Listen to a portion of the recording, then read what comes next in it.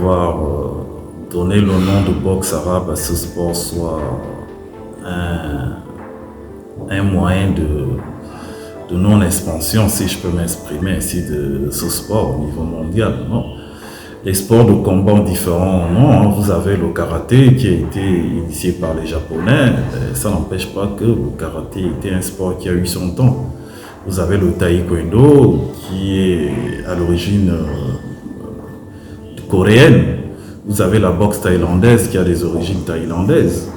Non, un sport de combat exprime ses origines, tout simplement. Ce n'est pas un frein au niveau de l'expansion de ce sport.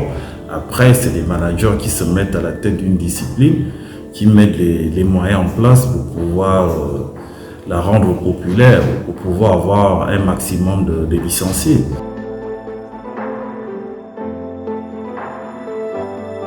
La différence entre la boxe anglaise et la boxe arabe, c'est que la boxe anglaise se pratique sur le ring et on n'utilise que les coups de poing, tout simplement. Maintenant, la différence entre la boxe arabe et la boxe française, c'est qu'au niveau de la boxe arabe, on ajoute des coups de genoux et les projections, et c'est des techniques qui n'existent pas au niveau de la boxe française.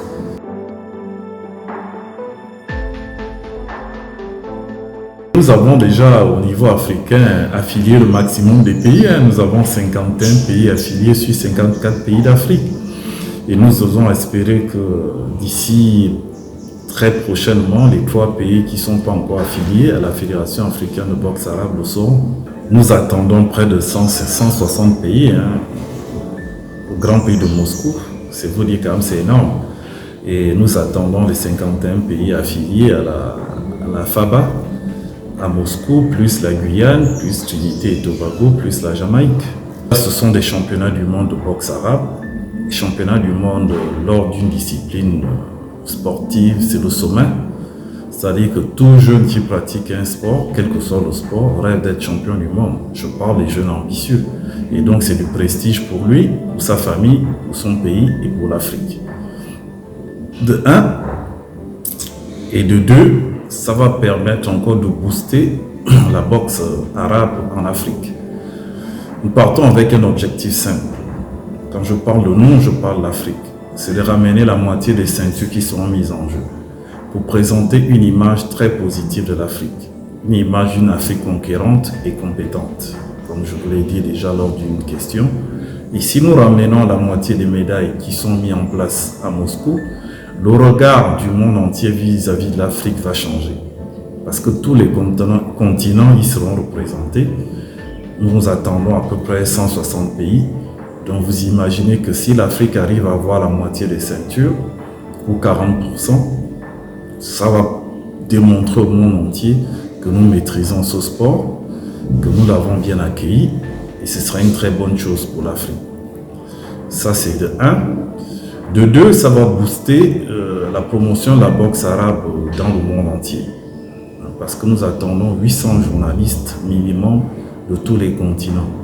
Donc vous pouvez imaginer l'impact médiatique que ça peut donner à cette compétition.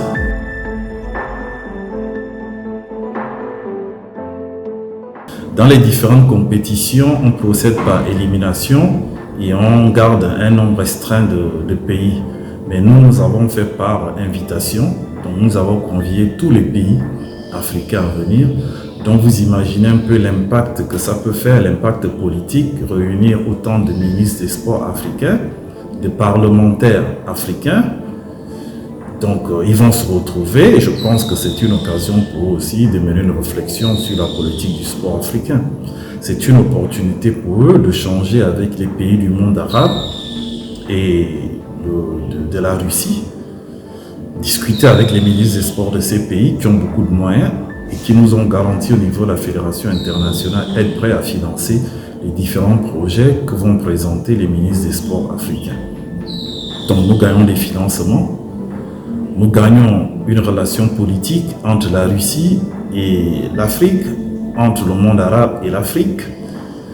Nous gagnons sur le plan économique parce que les hommes d'affaires africains qui y seront vont pouvoir signer des partenariats avec les hommes d'affaires du monde russe et du monde arabe, vont pouvoir avoir les financements de ces deux institutions, si je peux m'exprimer ainsi, qui sont les hommes d'affaires du monde russe et les hommes d'affaires du monde arabe. Et le monde arabe est constitué de 22 pays. Donc sur le plan économique aussi, nous sommes plutôt gagnants.